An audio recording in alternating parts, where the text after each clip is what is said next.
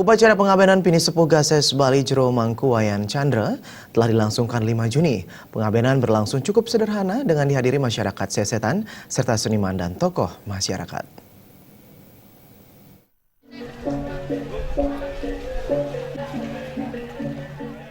Tepat pukul 12.30 WITA, proses perjalanan jenazah menuju setra sesetan dimulai. Iring-iringan rangkaian upacara pengabenan berjalan dengan lancar. Maestro Ogo-Ogo ini telah berpulang pada Sabtu 3 Juni lalu pukul 18.30 WITA. Almarhum Jero Mangku Wayan Chandra meninggalkan seorang istri serta 4 orang putra dan seorang putri. Almarhum Jero Mangku Wayan Chandra meninggal dunia pada usia 63 tahun. Almarhum meninggalkan seorang istri, Ninyoman Widiani, 4 putra dan 1 putri, serta 11 orang cucu.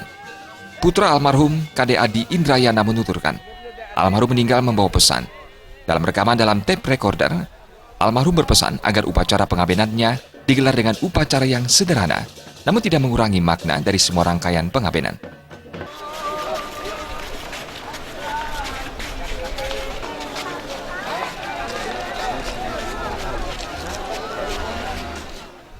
Ini kami keluarga besar Gases Bali, keluarga Mangku Chandra melaksanakan upacara fitriyatnya, di mana ayah kita, Bapak Mangku Chandra, pulang ke Tanah Wayah pada tanggal 3 Juli.